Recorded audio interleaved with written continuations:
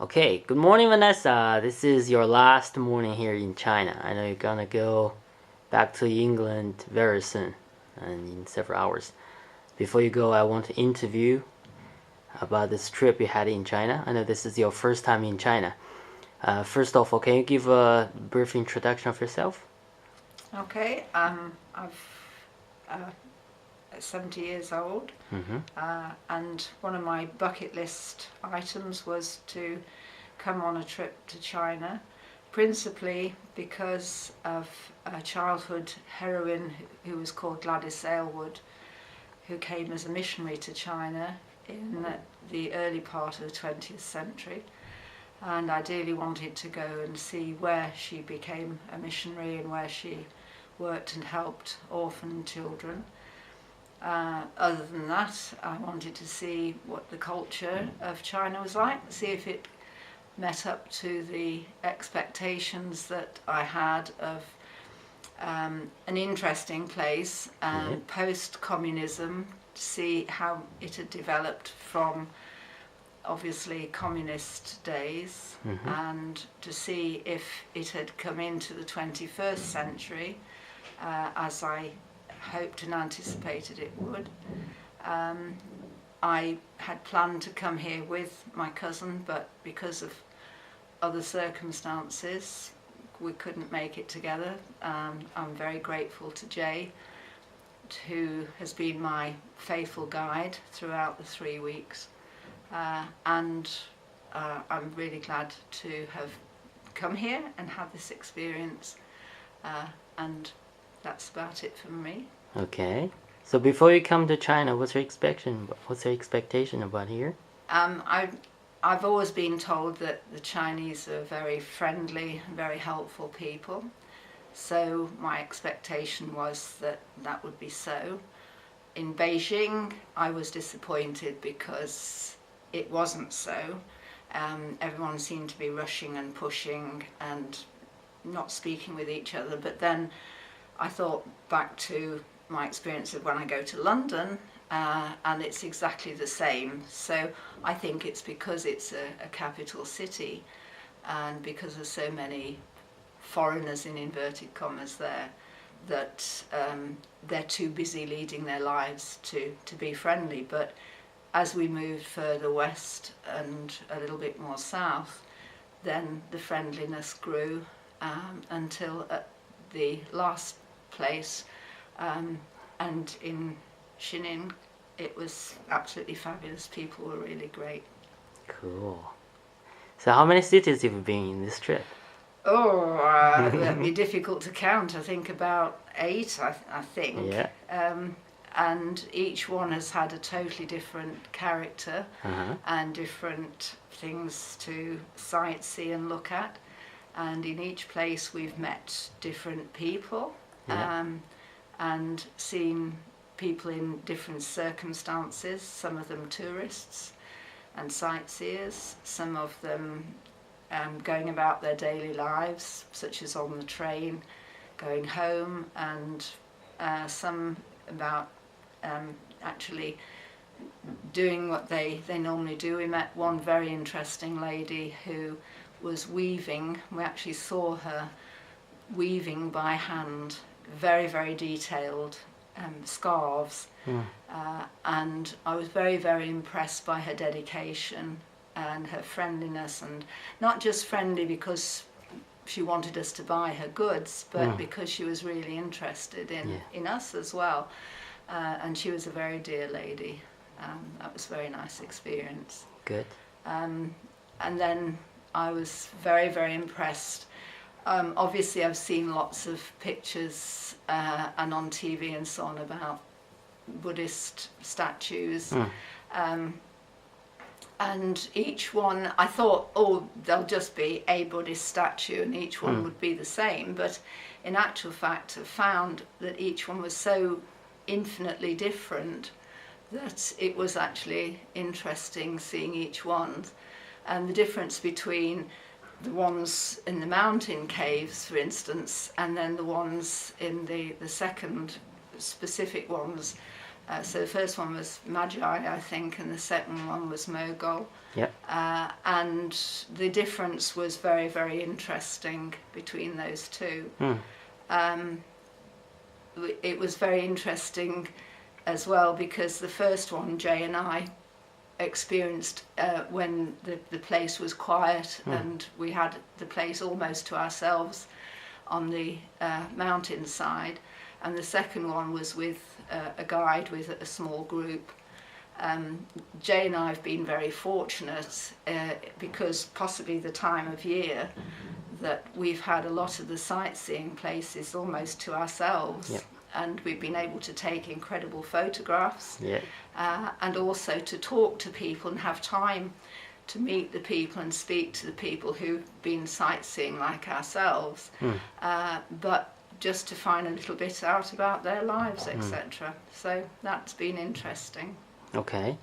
So among all these different cities you've been to, which one or which ones would be your favorite?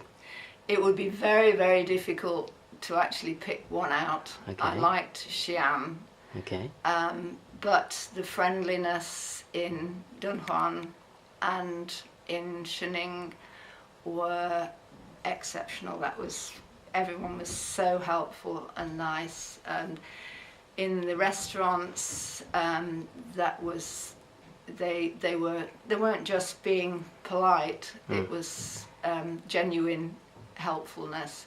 And that culminated specifically in the last one we went to last night, where they went the extra mile and they were very, very pleasant and the food was fabulous. Okay. So, yeah, different cities, different aspects.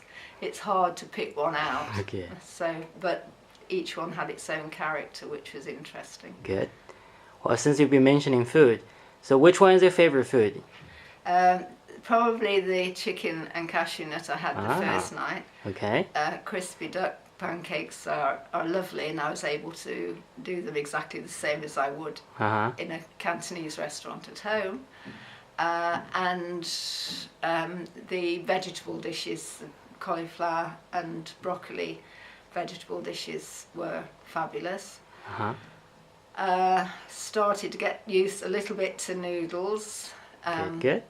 I wasn't keen on the rice noodles, but the other noodles, although they're softer than English English pasta and noodles, they were interesting to try.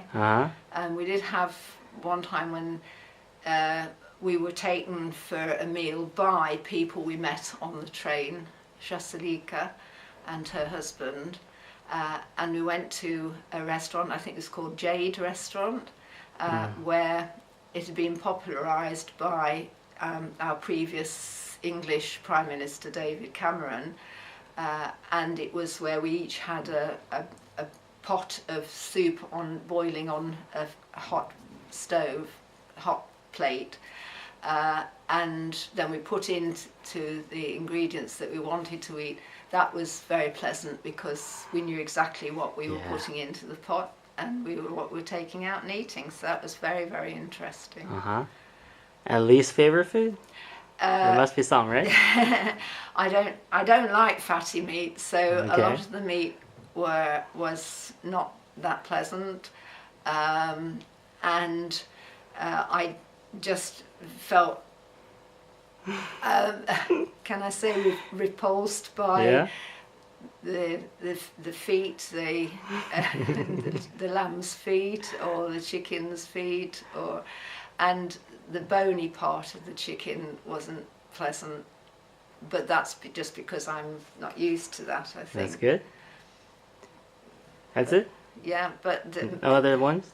I started to get used to Chinese food. At first I found it very difficult, but in the end I found it was easier to Very good. eat. Thank you. Okay, so here comes the last question. So after the whole trip, you've had 20 days in here. Is the expectation here, what have you seen, has actually made up with your expectation, or is it higher or lower? My expectations were fairly open when I came. I was told by my cousin that I would be disappointed with Gladys Aylward's mission home, and that there was nothing really there left, and it's just modern buildings. But behind these modern buildings was a little courtyard of original buildings, her actual room where she stayed and a room where the children stayed, and there was a little old man smoking a pipe and his granddaughter living there, and we were actually very, very welcomed by them, him and his granddaughter, and that exceeded my expectation, because it was so natural and gave me a real insight and reminiscence of what she actually achieved and so on. And it compared well with what I had read, but obviously it improved on the old film about it called The Inn of the Sixth Happiness. So it was much better than that.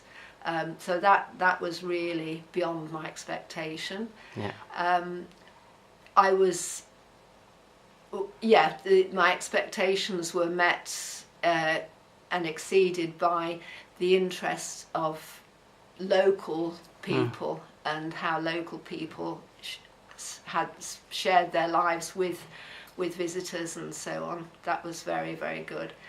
The disappointment was the absolute autocratic bureaucracy of having to produce your passport even when you just produced it, and then the next official wanted to see it again. Security checks, So all the security checks were unnecessary, and I felt that they possibly matched the People's Republic communistic attitude, where they want to employ a lot of people so that it looks as though they had low employment figures. So all these people were employed, so they had to have something to do. So all these security checks, and once or twice I got really annoyed about it, but I kept praying that the Lord would make me calm down and accept that that's the way they live. They live in fear almost. I felt when we went to Tiananmen Square the first time and we had to queue for 2 hours, and then we still couldn't go into the square because of the political situation at that particular time, confirmed my suspicions and my attitude and my beliefs about what China used to be like, and was disappointed because it seemed to still be. But then after that, at the end of the trip, we went back there, and the queue was much shorter, and we still had to go through the security check, but it was much more open, beginning of a Chinese holiday, so lots of people there. So all the security and bureaucracy that we went through first was minimal the second time.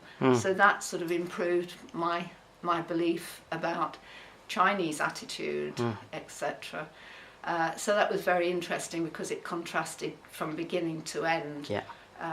And it took me 3 weeks to get used to the bureaucracy. But okay, I just produce my passport every time now. I keep it very handy. And if I need it, it's there. So thank you, China, for giving me a really good holiday, interesting. I certainly would recommend other people to come to China, and I certainly would recommend Jay as the best guide that I've ever met or would want to meet. And thank you, Jay, very much for that. Actually, I got one extra question. Do you have any complaints about your tour guide? My tour guide, yes, I have one complaint. And that he walks too fast. There have been 2 occasions when I just was a little nervous that I had got lost because of him rushing ahead. But other than that, he's 100%, no, he's 99.9% perfect. And the rushing ahead, I would just recommend that he just slows down and walks with people a little bit more. But other than that, no, he's perfect. Thank you. That's great. Thank you for the interview. I do welcome to come back to China again, okay? Thank you if very you have much. the chance. Yeah. Thank you. Have a good trip back. Thank you, and thank you so much. And I wish you, Jay, all the blessings in the world, that the Lord will lead you the right way to go ahead and for your future. Thank you. Lovely.